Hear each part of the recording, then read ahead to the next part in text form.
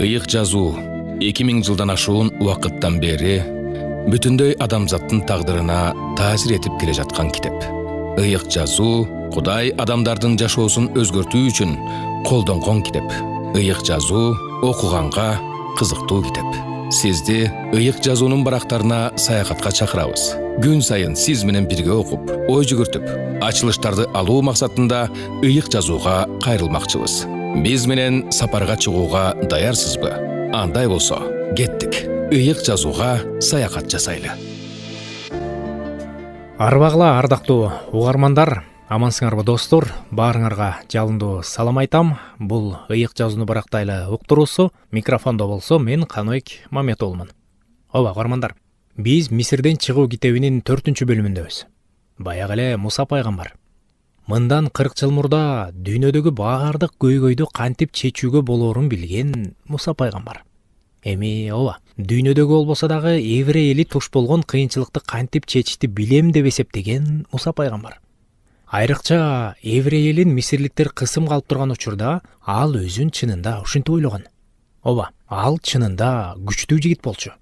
Мисирликти өлтүрөөрдөн мурда ал эки жагын караган. Болгону өткөнкү уктурууларыбызда айтканыбыздай, өйдө жакты караган эмес. Тагыраагы ал Кудайды караган эмес. Ошентип ушул адам чөлдөгү 40 жылдык мектебинен кийин, 40 жылдык үй бүлөлүк жашоо мектебинен кийин Кудайга жолугуп жатат. Бүгүн мына угармандар, дал ушул туурасында сүйлөшөлү деп турабыз. Эсиңердеби? Биз анын үй бүлөлүк жашоосунда дагы баары жайында эмес болгондугун айтканбыз. Ошого дагы бүгүн биз сөзсүз токтолобуз. Мына ошентип Кудай Муса пайгамбарды чакырып, ага фараонго барып, менин элимди кое бериши керектигин айт деди.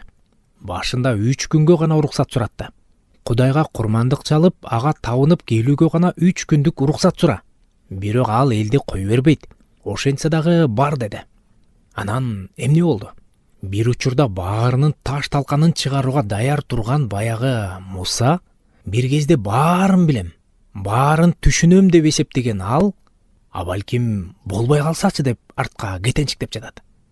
Ошол Муса бул тапшырманы аткарбай коюш үчүн шылтоо издеп жатат. Кээде Муса пайгамбарды ушул сөздөр үчүн сындап, алсыз немекен? Кудай айтып аткандан кийин бара бербейби дешет. Бирок угармандар, антип тыянак чыгарууга шашылбаш керек. Муса пайгамбар өзүнүн бул тапшырманы аткарууга даяр эмес экенин, өзүнүн кемчиликтерин, алдын ала коюлган милдетке ылайыксыз экенин түшүнө баштады деп ойлойм.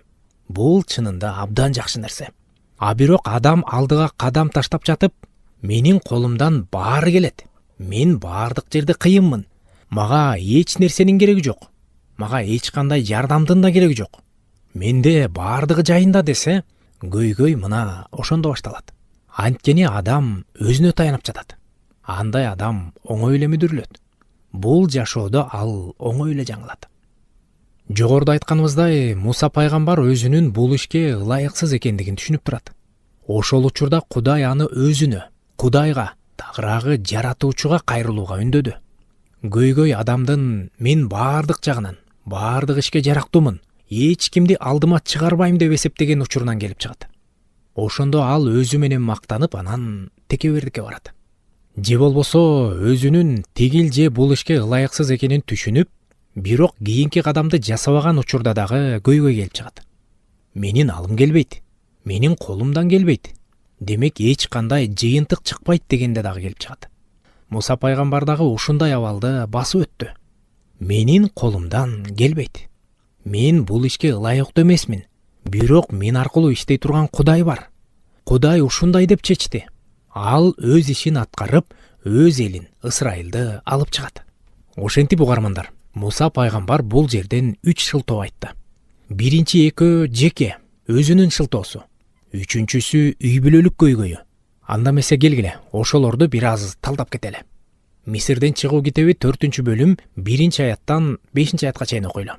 Ал жакта мындай делет. Муса мындай деп жооп берди. Эгерде алар мага ишенбей, менин үнүмдү укпай, Теңир сага келген жок дешсечи. Теңир андан колуңдагы эмне деп сурады. Ал таяк деп жооп берди. Теңир ага, аны жерге ташта деди. Ал аны жерге таштаганда таяк жылаанга айланды. Муса андан качты. Теңир Мусага, колуңду сунуп аны куйругунан карма деди. Ал колун сунуп жылаанды кармады. Ошондо ал анын колунда кайрадан таяк болуп калды. Ошондо Теңир ага бул жышаан аларга өзүнүн ата-бабаларынын Кудайы, Ыбырайымдын, Ыскактын жана Жакыптын Кудайы сага келгендигине ишениш үчүн көрсөтүлсүн деди. Угармандар, Муса пайгамбардын таягы сыйкырдуу таякчалардан эмнеси менен айырмаланат? Классикалык жомоктордогу сыйкырдуу таякчанын ички сыйкыры бар. Башкача айтканда, сыйкыр ал таяктын жеке касиети же жеке сапаты. Ал эми Муса пайгамбардын колундагы таяк болсо, Кудай аны өз куралы катары колдонууну чечкен үчүн өзгөчө болуп калды. Анан калса таяк жылаанга, өлтүрүүчү куралга айланат. Негизинен курал жабдыктар ар кандай колдонулат.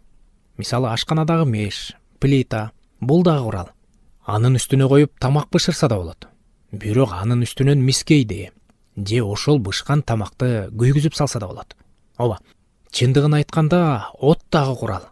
Жашообуздагы көп нерсе, айланабыздагы көп нерселер чынында бизге курал болуп берет. Мындан 20-30 жылдай эле мурда машаякчылар интернет Кудайданбы же шайтанданбы деп талашып тартышкан. Көптөр интернеттен баш тартып, жок, интернетте жийиркеничтүү нерселер өтө эле көп экен. Ал жак бүт эле порнография экен. Интернет нак деле шайтандан дешкен. Бара-бара интернеттин дагы курал экени түшүнүктүү болду. Менимче көптөр бул маектерди интернет аркылуу угуп жатышат. Чынбы? Азыр силердин башыңарга интернет Кудайданбы же шайтанданбы деген суроо келбейт дагы болуш керек. Интернетке чейин телекөрсөтүүлөр, телевизорлор тууралуу дагы талаш тартыштар абдан көп болгон. Телевизорду көрүүдөн баш тарткандагы машаякчылар болгон. Ага чейин радио тууралуу дагы ушундай талаштар болгон. Көп машаякчылар радиолорду угуудан баш тартышкан. Ал эми радиого чейин машаякчылар эмне тууралуу талашканын билесиңерби? Ооба, алар унаалар тууралуу талашкан. Ой, бул күркүрөп шаркыраган, абааны булгаган желмогуздар шайтандан экени анык да дешкен. Муну укканда кээ бирөөлөр жылмайып ачса керек угармандар. Бирок муну бекеринен айтып жаткан жерим жок. Кудай Муса пайгамбардын таягындагы куралга айлантты. Андан аркы маселе бул курал эмне үчүн же ким үчүн колдонула тургандыгында. Достор, Кудай силерге берген куралдарды колдонгула. Түгүл шайтан аны өз колуна алгысы келсе дагы Кудай өзүнүн эмне кылып жаткандыгын так билет. Кудай эмне болуп жатканын билет. Ошол куралдар Кудайдын даңкы үчүн, адамдар жакшы кабарды угуп ишениш үчүн ылайыкталып, колдонулары толук анык. Ошентип азыр биз угармандар 6-аяттан 9-аятка чейин окуйлу. Теңир ага дагы мындай деди: колуңду койнуңа сал. Ал колун койнуна салып кайра чыгарганда колу пес оорусунан кардай агарып калды. Теңир дагы: колуңду койнуңа сал. Ал колун койнуна салып кайра чыгарганда мурунку калыбына келди. Ошондо Теңир ага дагы мындай деди: эгерде алар сага биринчи жышаанга ишенбей коюшса, анда экинчи жышаанга ишенишет.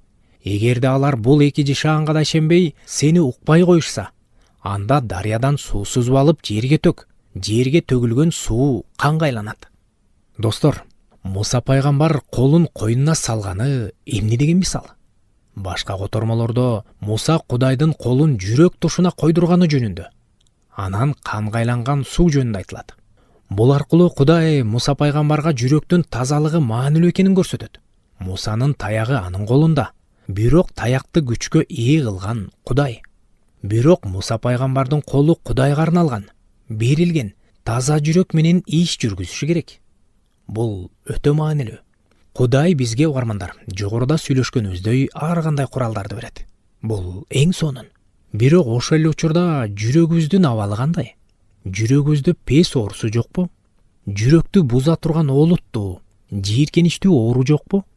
Эгер бар болгон болсо, анда эч кандай курал жардам бере албайт. Мен бардык заманбап, эң бир заманбап куралдар бар жыйындарды, кызматчыларды көргөм. Аларда чынында бардыгы бар. Бирок эмнегедир жемиши жок. Жыйынтыгы жок. Анын себеби айдан ачык. Көйгөй ошол куралыңдын барында эмес.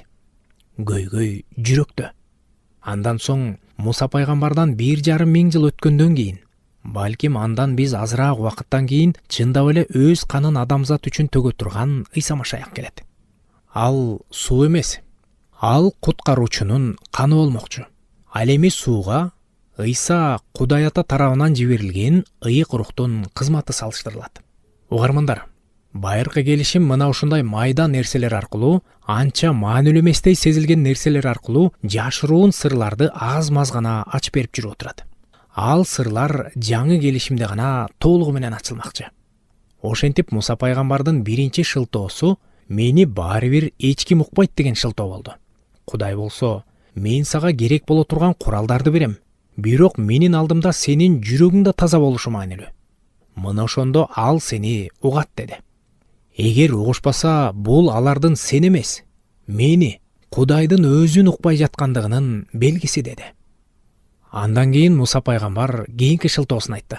Аны окуурда мурда бул сөздөрдү Мисирде чоңойгон адам, Мисирде билим алган адам, кийин Ысрайылдын жол башчысы боло турган адам, Тоораттын автору боло турган адам айтып жатканын белгилей кетейин. Ошентип 10-чу аят. Ошондо Муса Теңирге: "О Теңир, мен мурун эле сөзгө чечен эмес болчумун. Сен өзүңдүн кулуң, мени менен сүйлөшүп жаткан учурда дагы мен ошондой элемин. Мен кыйналып сүйлөйм. Мен кекечмин" деди. Билесиңер достор, кээде момундуктай сезилген нерсе болот. Адам: "Мен муну кыла албайм. Мен даяр эмесмин. Анткени мен аны кантип кылышты билбейм. Анткени мен андаймын, же мен мындаймын" дей берет. Чындап келгенде бул момундук эмес. Бул тескерисинче текеберлик. Кээде биз менден дагы да сурана түшсө экен деп күтөбүз. Бир жолу мен чет өлкөдө окуп келген бир студент менен сүйлөшүп калдым. Ал жакта таптакыр башка маданий чөйрөдө жашап калган ал мага буларды айтып берген эле. Экинчи курс кезинде ал окуган окуу жайдын студенттер чогулушуна студенттик кеңешти шайлоо керек болуп калат. Чогулуштун учурунда бирөө ошол мен айтып жаткан студенттин кандидатурасын сунуш кылып: "Келгиле, ушул жигитти шайлайбыз. Ал жакшы окуйт. Ошондой эле ал ишенчиликтүү. Биз ага ишенебиз. Аны сыйлайбыз. Ал бул" деп калат. Башкалар андан: "Мейли, бирок сен өзүң кандай деп ойлойсуң" деп сурашат. Ал болсо: "Жок, мен даяр эмесмин го. Менин англисчем дагы анча жакшы эмес. Анын үстүнөн бул өлкөгө келгениме аз эле болду да. Азырынча буга даяр эмесмин деп ойлойм" дейт. Бирок ичинен азыр менден аябай суранышат. Менден анан өтүнүшөт деп ойлойт. Бирок ошол жердеги чогулгандардын мамилеси анын оозун ачырат. Чогулуштун жетекчиси: "Мейли анда, болуптур. Анда башканы шайлай берели" дейт. Тигил болсо отуруп алып өз ичинен: Достор, менден жакшылап суранбайт белеңер" деген экен. Билесиңер угармандар, Кудай менен мындай оюндарды ойноого болбойт. Эгер чындап эле даяр эмес болсоңор, ага бул тууралуу айткыла. Бирок чындыгында жок нерсени айтып кереги жок. Анткени Кудай суранып, өтүнүп, жалдырап отурбайт. Муса пайгамбарга байланыштуу окуяда бул өтө кызыктуу жагдай болду. 11-12 аят. Теңир ага: "Адамга ооз берген ким? Аны дудук же дүлөй, көздүү же сокур кылган ким? Ошенткен Теңир мен эмесминби? Демек баргын. Мен сага айтып турам, эмнени айтууну үйрөтүп турам" деди. Угармандар, Кудай өзүн эстетип жатат. Кудай Муса пайгамбардын Кудайдын бийлиги менен, Кудайдын атынан бараарын эстетип жатат. Менимче бул акыркы чек болчу. Бирок Муса пайгамбар аны түшүнгөн жок. Ошондуктан 13-чү аяттан ары карай буларды окуйбуз. Муса мындай деди: "Теңир, менден башканы жибер." Ошондо Теңир Мусага каарданып мындай деди: "Леби уруусундагы Арун деген бир тууганыңчы. Мен анын сүйлөй аларын билем. Азыр ал сенин алдыңан чыгат. Сени көргөндө сүйүнүп кетет. Сен ага айтып турасың. Эмнени айтууну үйрөтүп турасың. Мен болсо сага да ага да эмне деш керек экениңерди айтып турам. Эмне кылууну үйрөтүп турам. Ал сенин ордуңа элге чыгып сүйлөйт. Ошондуктан ал сенин оозуң болот. Сен болсо ал үчүн Кудай ордунда болосуң. Бул таякты да колуңа ал. Муну менен керемет көрсөтөсүң." Угармандар, бул жерден Кудайдын Муса пайгамбарга каардана баштаганына көңүл бурсуңар. Менимче Муса пайгамбардын айткандары, анын шылтоологону бул сапар анын өтө олуттуу катасы болгон сыяктанат. Бул жерде ага Арундун эч кандай кереги жок болчу. Кудайдын өз ой максаты бар болчу. Кудайдын ой максаты качан болбосун жакшы. Бирок кээде биз көкпеттенип, өжүрлөнүп туруп алганда Кудай Болуптур. Сен эмнени сурап жатканыңды өзүң түшүнгөн жоксуң. Бирок мейли, сураганыңды берейин дейт. Достор, Муса пайгамбардын шылтоологону, көшөрүп туруп алганы жаңылыштык болгон деп эсептегенимдин эки себеби бар. Арун менен баруу жакшы план болгон эмес. Бирок Муса пайгамбар Арун менен барууга макул болду. Арун менен баруу жакшы план болбогонунун биринчи себебин алтын музоо тууралуу окуяга жеткенде биз тагыраак түшүнөбүз. Муса пайгамбар Кудай менен сүйлөшкөнү, Кудайдын осуяттарын алганы тоого чыгып кеткенде, Арун Муса пайгамбарсыз, Кудайсыз жалгыз калганда кандайдыр бир убакытка Ысрайыл элин жетектеп калат. Мунун натыйжасы кандай болгонун билебиз да. Эгер бул тууралуу маалыматыңыз жок болсо, анда ыйык жазууну барактайлуу уктурубузду угуп жүрүп отурсаңыз, жакында биз ал окуяга дагы жетип калабыз. Ошондой эле экинчи себеп, ыйык жазууну өз алдынча активдүү түрдө окугандар менин эмне тууралуу айтып жатканымды түшүнсө керек. Ал себепти биз Сандар китебинен табабыз. Бул ишке Арунду аралаштырбаш керек болчу. Бирок Муса пайгамбар көшөрүп туруп алгандыктан, ал бул окуяда ар кайсыны шылтоолоп туруп алгандыктан, Кудай ага болуптур. Бирок сен албетте кийин бул үчүн өкүнөсүң. Ошентсе дагы сен айткандай болсун. Мынакей, мейли деп койду. Угуп жатканыңыз ыйык жазууну барактайлы берүүсү. Биздин берүүнү үзгүлтүксүз угуу үчүн YouTube каналыбызга жана Facebook баракчабызга катталууну унутпаңыз. Аны эмесе уланталы достор.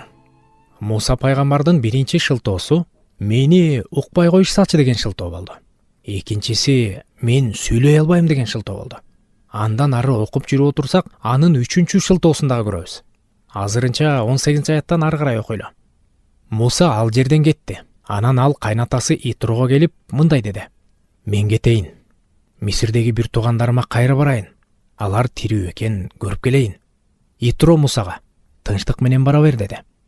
Угармандар, Муса пайгамбардын кайнатасы Итро менен мамилеси абдан жакшы болгондугун бул жактан көрүп турабыз. Бир канча убакыт өткөндөн кийин Муса пайгамбар Итрого дагы да жолугат. Алардын мамилесинде баары жакшы, баары жайында. Ал аялы менен мамилесине караганда кайнатасы менен мамилеси алда канча жакшы. Андан ары Мисирдин фараону каза болгондугун билебиз.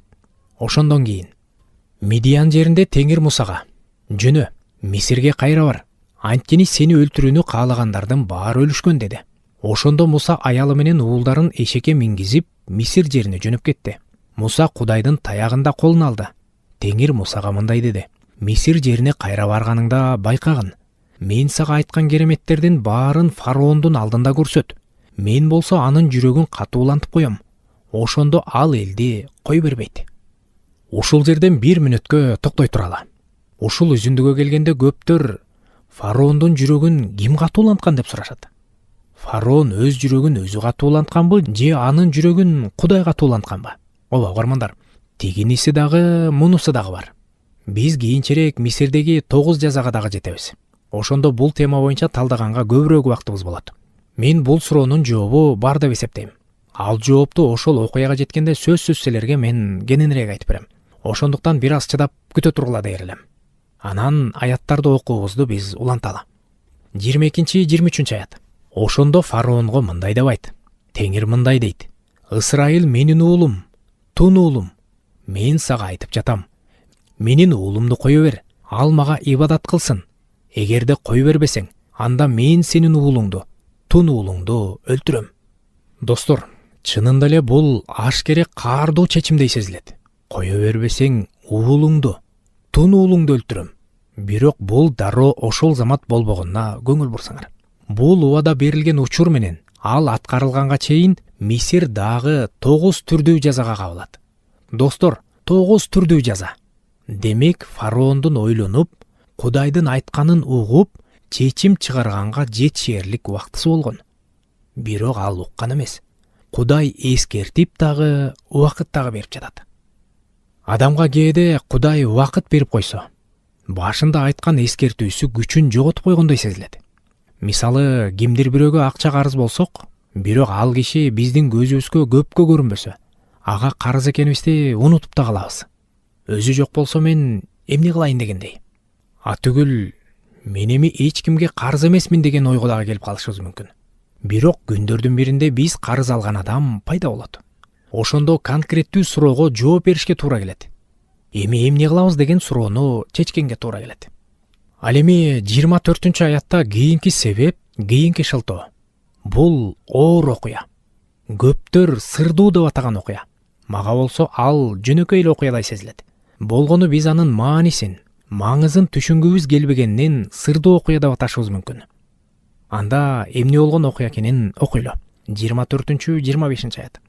Жолдо түнөгөн жерде Теңир Мусага жолугуп, аны өлтүргүсү келди.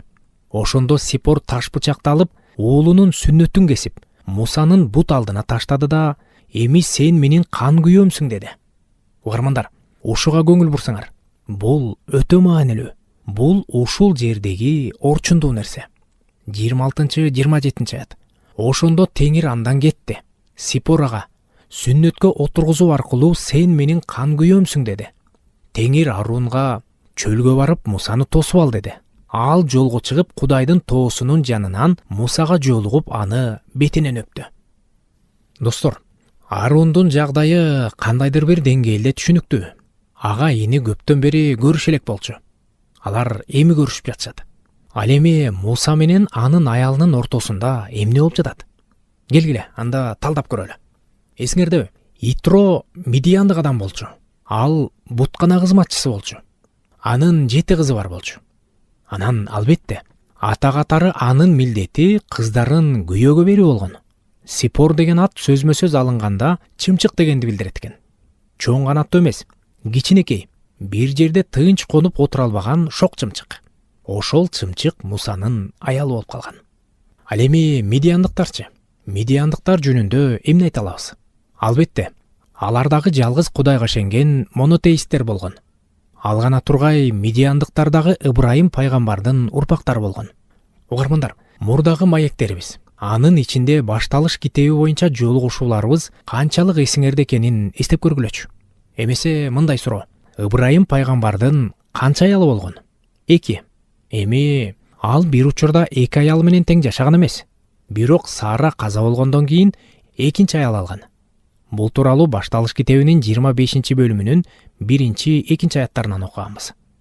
Ошол аяттарды азыр дагы окуй кетели. Ыбрайым Кетура деген аялды да алды. Ал аялага Зимранды, Жокшанды, Мыданды, угармандар көңүл бургула, Мыданды, Ишпакты жана Шубакты төрөп берди. Угармандар, ушул жердеги Мыдан, тагыраагы Мидиян, ушул Мидияндыктардын түп катасы болгон. Дагы бир жолу кайталай кетейин. Мидияндыктар еврейлерге тууган болгон. Алар дагы Ыбрайым пайгамбардан тараган. Бирок алар башка аялынан.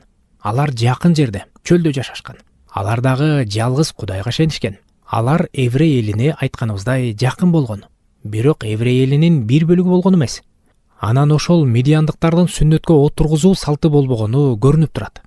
Угармандар, Кудайдын катышуусун, Кудай бул элди тандап алганын көрсөтүп турган ошол белги аларда болгон эмес. Эми бул жерде эмне болуп жатат? Муса пайгамбар менен Сипор уулду болушкан. Бирок ошол уулу кандайдыр бир себептерден улам сүннөткө олтургузулган эмес. Аны төрөлгөнүнө 8 күн болгондо сүннөткө отургузуу керек болчу.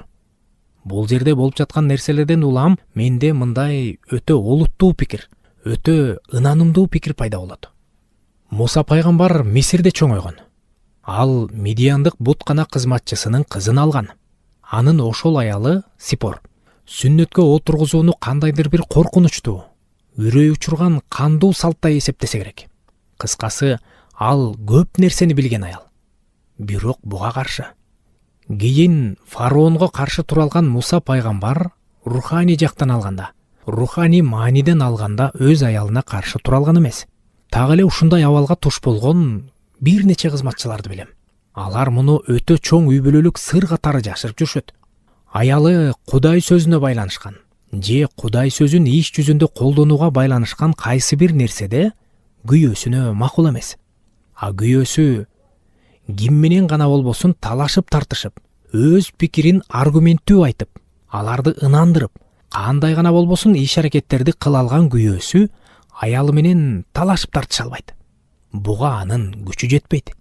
Муса пайгамбардын үй бүлөлүк жашоосундагы көйгөй аялы менен руханий биримдигинин жоктугунда болчу. жубайлардын ортосунда ошондой биримдик болбосо угармандар, чынында олуттуу көйгөйлөр келип чыгат. Кудай Муса пайгамбарды андан ары жетектээрден мурда, ал Кудайдын куралы болуп, Ысрайыл элин боштондукка чыгараардан мурда ушул суроону чечип алышы керек эле. Ошентип Кудай Муса пайгамбарды өлтүрүп салгысы келди. Анткени ал өз учурунда бекитилген келишимди, макулдашууну аткарган эмес. Тагыраагы ал уулун сүннөткө отургузган эмес. Жогоруда окуган 25-аятта Сипор өзү уулунун сүннөтүн кести. Анткени Муса пайгамбар алсырап калган. Ал муну кыла алмак эмес. Бирок уулунун сүннөтүн кесип туруп дагы Сипор өзүнүн күйөөсүн жемелеп жатат. Кийин ошол жемелеген сөзүн ал кайра да кайталайт. Ал Муса пайгамбарга «Сен менин кан күйөөмсүң» деди. Чынында андан ары эмне болгондугу абдан кызык. Кудай ошентип Муса пайгамбарды айыктырды. Муса пайгамбар ысрайылдыктарга бармакчы болду. Анан ал Арунга жолукту. Ошентип биз 29, 30, 31 аяттарды окуйлу. Анан Муса Арун менен барып, Ысрайыл уулдарынын баардык аксакалдарын чогултушту. Арун аларга Теңирдин Мусага айткан сөздөрүнүн баарын айтып берди. Муса болсо элдин көз алдында кереметтерди көрсөттү. Ошондо эл ишенди. Алар Теңирдин Ысрайыл уулдарына келгенин, алардын тарткан азабын көргөнүн угушканда тизе бүгүп таазим этишти. Угармандар, ушул окуяларга бир гана адам катышкан жок. Ал ким? Ооба, ал Муса пайгамбардын аялы Сипор. Жогоруда анын Муса пайгамбарга сүннөткө отургузуу аркылуу «Сен менин кан күйөөмсүң» дегенин окудук. Ошондон кийин ал төркүнүнө, тагыраагы атасыныкына кеткен. Угармандар, Муса пайгамбардын жашоосунда ал 12 бөлүмдөн кийин гана, тагыраагы Муса пайгамбар Кудайдын улуу ишин ишке ашыргандан кийин гана кездешет. Ошондо алар кайра элдешет. Ошондо Муса пайгамбардын кайнатасы кызы менен, тагыраагы Муса пайгамбардын аялы менен келет. Угармандар, ал окуяларды чындыгында ошол бөлүмдөргө келгенде окуйбуз. Ага чейин достор, мен жаңы гана үй бүлө куруп жаткандарга мен кайрылгым келет. Ойлоңгула, жакшы үй бүлө, бекем үй бүлө силердин кызматыңарга зор салым кошот, ийгилик кошот. Ал эми үй бүлөдөгү көйгөйлөр ошол кызматты талкалайт. Урматтуу үй бүлөлөр, урматтуу жубайлар, ушуну унутпагыла. Дагы бир рет кайталайын. Жакшы үй бүлө, бекем үй бүлө силердин кылып аткан кызматыңарга салым кошот, ийгилик кошот. Ал эми үй бүлөдөгү ички көйгөйлөр ошол кызматты талкалайт. Андыктан ошол көйгөйлөрдү дароо чечкенге аракет кылгыла. Ушуну менен биздин убактыбыз аягына келип жетиптир. Келеркиде болсо биз Мисирден чыгуу китебинин 5-бөлүмүн окуйбуз. Ага чейин аманчылыкта бар болуңуздар. Ушул жакта уккандарыбыз ар бирибиздин жашообузда жемиш алып келсин деп сиздер менен коштошмокчубуз. Сак саламатта бар болуңуздар. Ардактуу достор, биздин ыйык жазуунун барактарына жасай турган саякатыбызга кошулганыңыздарга рахмат. Бул убакыт силер үчүн пайдалуу болду деген үмүттөмүн. Кийинки жолугушууда да китептердин эң асылы болгон ыйык жазууну кайрадан ача турган жолугушууда да силерди күтөбүз. Уктуруу теология илимдеринин доктору Джон Вернан Макгенин материалдарынын негизинде даярдалды.